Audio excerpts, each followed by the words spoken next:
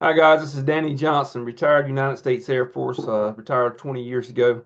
I'm also a licensed agent for life, health, and Medicare. I've been doing this for 12 years. And when I got out of the military, I worked in a hospital, so I had a lot of TRICARE information. So this question has been coming up quite a bit, and I want my veterans to know. And if you're getting ready to retire, these are some things that you might need to know. As a matter of fact, I know you'll need to know. So God bless you. I hope this kind of helps you out. Just a little quick snippet. First of all, whenever you're getting ready to get out of the military, let's say you're an SGLI, you have a $500,000 called a term policy while you're in the military, right?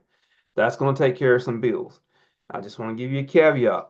Let's say you bought a house that's $250,000 and you have two children. That's going to cost you around $230,000 to raise them to age 18. So the 500,000 looks good, but it's not going to really be enough if you want to take care of your family properly. Here's the other side of this equation too. So that 500,000 while you're in the military, that is awesome. But a lot of times we don't put our wives and our families in that insurance category either, have insurance on them in case something happens to the wife, then the husband's got to take care of daycare and all these other things. So just one thing.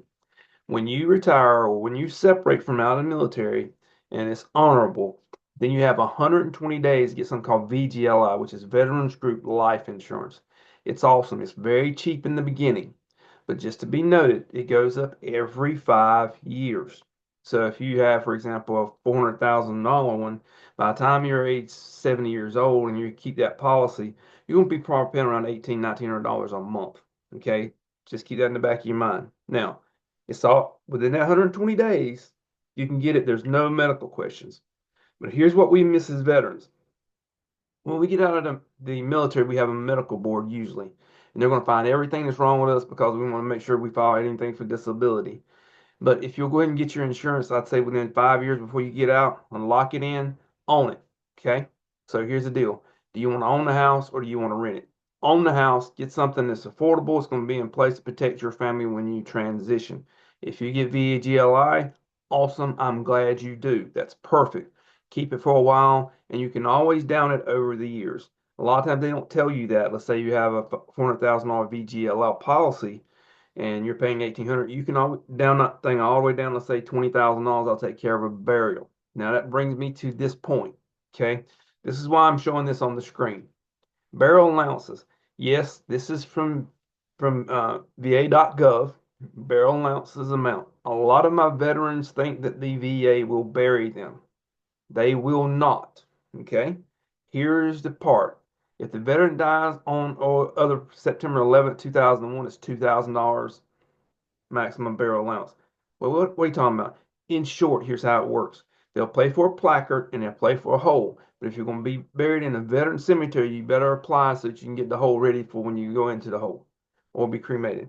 If the veteran dies on or after October 2024, we will pay $978 burial allowance and $978 for a plot. So $2,000. Think about this. It's wonderful. It helps. Every little bit helps. But by the time you buy the flowers, by the time your wife has to go back and circumvent and go through what we call the probate part, house being left, children, all these things, then you're looking at some estate planning stuff. So all that stuff has got to be paid for. And if you leave them a house, your spouse, either other, there's something called Mr. Taxman. He's going to be there. So again, this is how it works.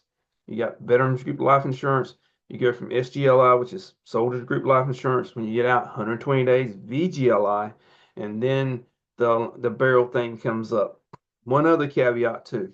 If you are prior military, you have Champ VA or TRICARE. That is awesome. But if you get Part A in Medicare and Part B in Medicare, you are still paying out $174.70 a month for Part B. Some veterans opt not to get Part B, and that's fine. But let it be known if you want to do it later, there's a penalty penalty involved. So think about that just for a second. So there are some programs out there, I can't mention them because it's Medicare, that will put some money back into your Social Security number to offset that Part B if you want to get Part B. Hey guys, I hope this helps. My name is Danny Johnson. from Stedman, North Carolina, born and raised on hogs, tobacco, and chickens. I love my military people, but most of all, I love America and I love Jesus. Hey, guys, I hope this helps. I'm pretty sure it may, but hey, y'all guys, have a great day. Talk to you.